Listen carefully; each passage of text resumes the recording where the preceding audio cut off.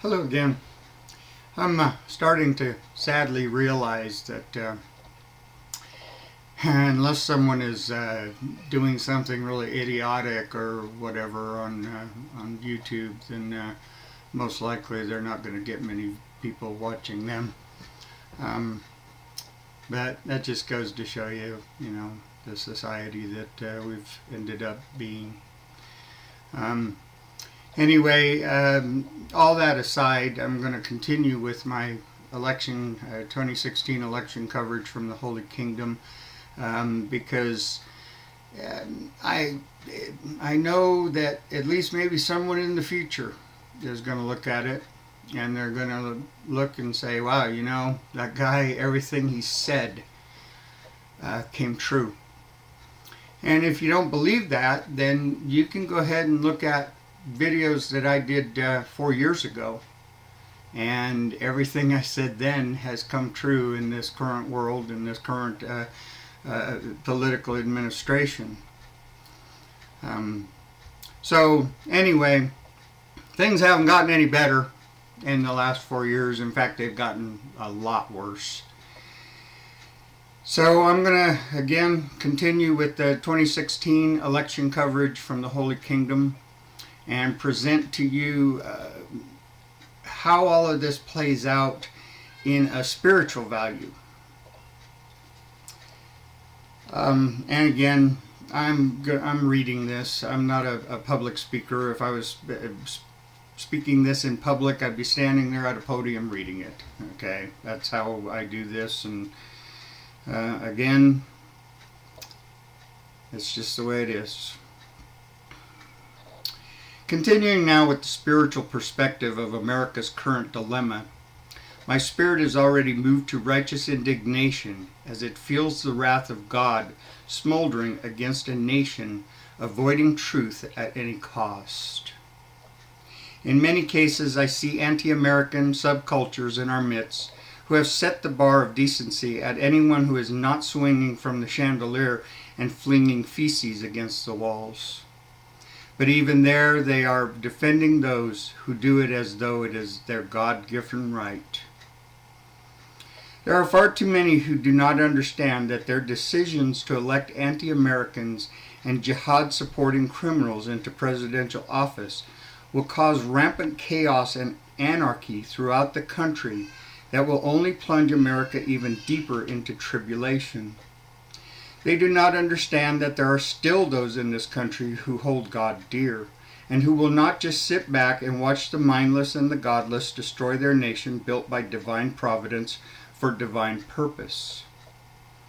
If all were to understand the message of the Judeo-Christian prophecy that has compelled the globe to this present paradigm, then they would see God's intent in building the United States of America through harsh discipline and embrace his plan rather than attempt to thwart his plan, which is stupid. Go ahead, stand up against God, see what it gets you.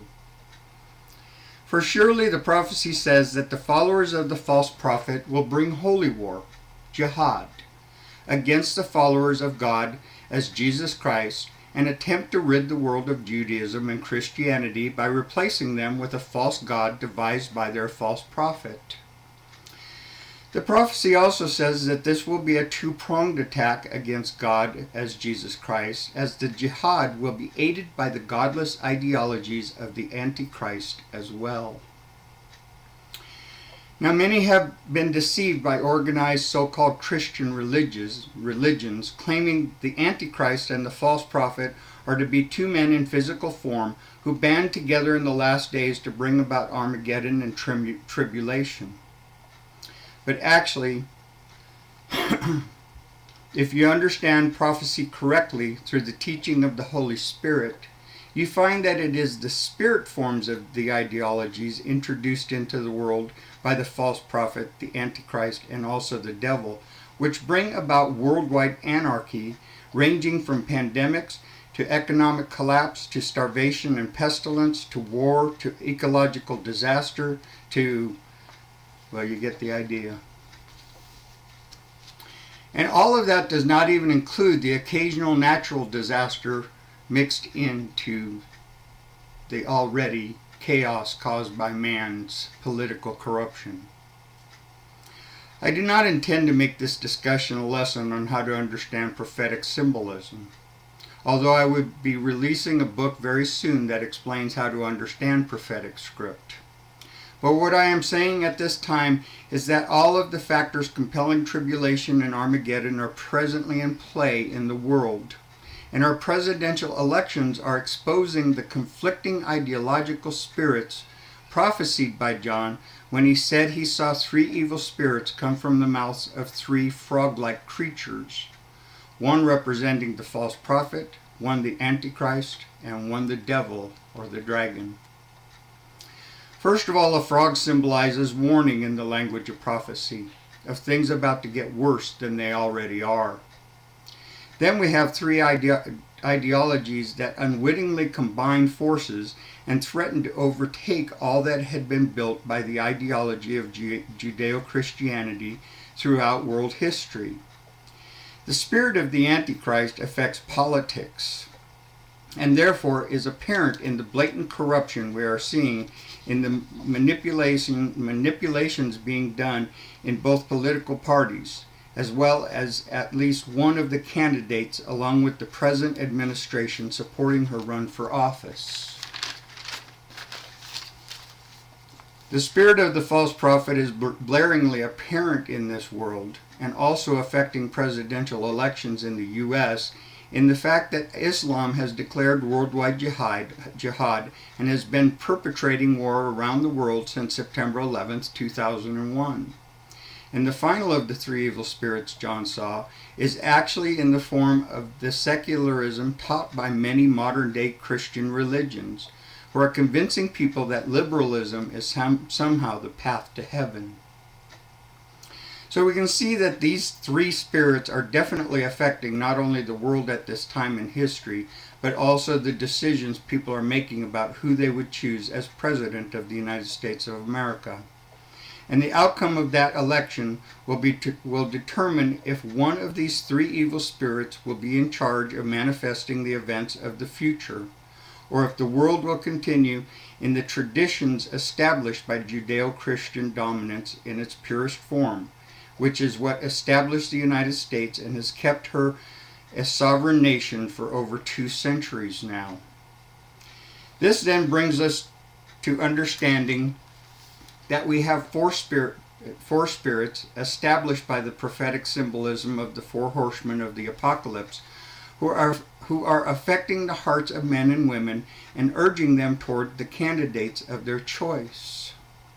The first candidate, in order of level of danger to the U.S. and therefore the world, is Hillary Clinton, who is spiritually affected by all 3 evil spirits, the Antichrist, the false prophet, and the devil, in that she is controlled by secular ideology, the dragon. She is a blatant liar and criminal, the Antichrist, and she seems to be willing to encourage Islamic jihad while acting to destroy traditional Judeo-Christian American values in the process, the false prophet. The second candidate in the danger spectrum, as revealed by his controlling spirits, is Bernie Sanders, in that he shows himself to be compelled by political ego, the Antichrist.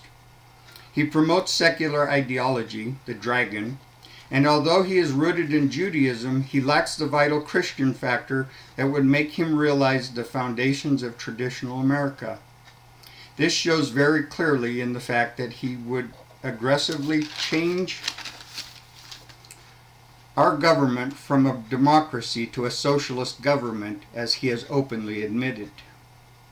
The third one in order of danger to the U.S. is John Kasich, in that he is so deeply controlled by political ego, the Antichrist, and secularism, the dragon, that he actually speaks liberalism in one breath and conservatism in the next. This man is so deeply enthralled in a fantasy world he wishes could be, that he will condemn something one of the other candidates is doing while answering one question, then turn around and praise himself for the same thing while answering the next question, while never realizing his own contradictions. This man, from spiritual perspective, is a danger to the future of the U.S. and to the world, in that he speaks about using tools that are not there, but he wishes were there, to make the perfect utopia of his dreams. And all of this while also calling absolutely viable plans of other candidates impossible. If this man had God on his side, then he would realize that nothing is impossible for a nation under God. Now, Ted Cruz, although heavily influenced both personally and politically by political ego, the Antichrist, shows a strong desire to avoid the influences of secularism, the dragon, and the influence of the false prophet. But there is danger that either or both of these ideologies could easily sway him, as he has already sold himself out to Antichrist ideology to further his political ego. So his track record indicates some weakness that makes him vulnerable to the other two evil spirits.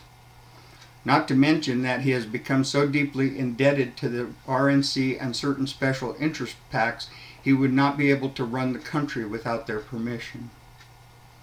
I would like to say that all of this makes Donald Trump the lesser of all the evils, therefore, as what is the usual case where presidential elections in the U.S. are concerned. But I would be lying if I put it that way.